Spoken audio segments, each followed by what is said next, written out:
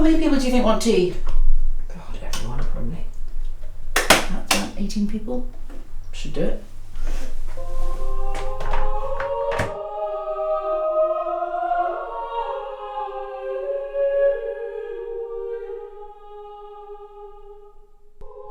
It's gone really well. We're actually so sad it's over.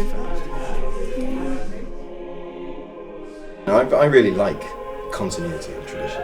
I really look forward to when the children of the BFC might start their own thing. I mean, I don't know whether they would do it. Hopefully. Maybe we really are at the start of a long chain of family choirs. Yeah. We might do. The Bevan Family Choir is our parents' generation.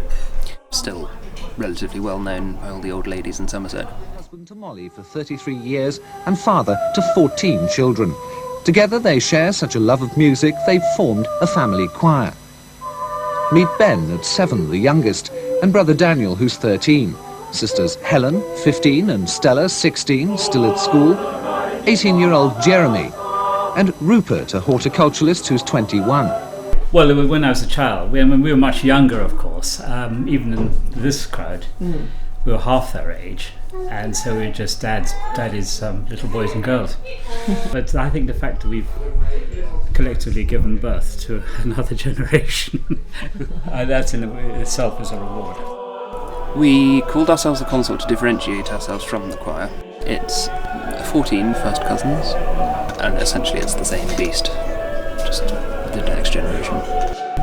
This is Tess. She is fifth also of Uncle David's children.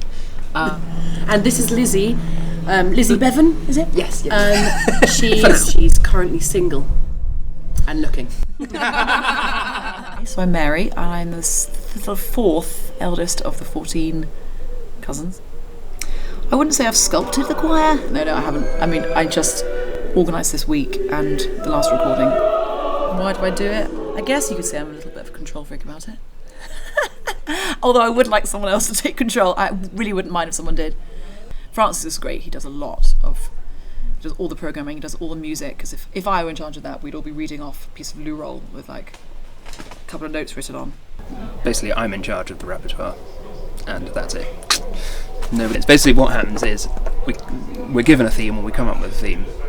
I choose lots of music, everybody complains, and I gradually whittle it down and add more and more cheesy, well-known things in until everybody's happy. The music we're doing this year as well is quite interesting for us, because it's not just polyphony, it's also there's some kind of more secular-y, well, not secular, but less polyphony pieces. Francis would say it's cheese, but Francis calls it cheese. It really is. We had a big argument about that. It's pretty highbrow, but The singing's been quite intense. Yeah. Which is good. It's lovely. I miss it. I miss choral singing so much in my life. When I'm doing it feels like a What we need to do is catharsis, you know. Ah, and of course, we did something by Uncle David. Yeah. A couple of moments I I have just to say, almost lost it recording. I cried twice while we were recording it.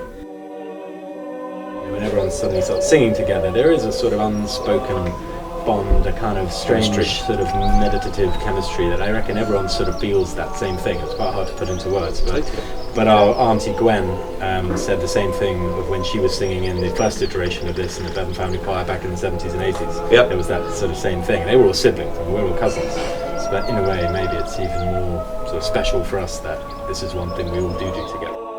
There was a quiz, and one of the questions was, who does Graham think is the best behaved and the worst behaved? And guess he chooses the best behaved. You. Me! It was a quiz, but it was about the last 3 days, whatever. So it was questions like, who secretly fancies Graham Ross? Who's the best behaved and the worst behaved in the choir? and the worst behaved was Hugh. Who then lived up to it. And Hugh's coming down the stairs now. Where it is the worst The man behaved. worst behaved in the choir. Living up to his billing. It was funny, on the first day, our voices all suddenly started together, and then you suddenly remember, oh, that's why we're doing this, because the sound that we make when we open our mouths is so familiar and comforting that it feels like getting into a warm bath, but you've forgotten what the warm bath feels like. I mean, I think that's when the family choir comes into its own, when the family comes into its own, is when we sing. There's a sort of bond there. It's inexplicable, really. It's just a sort of family tie.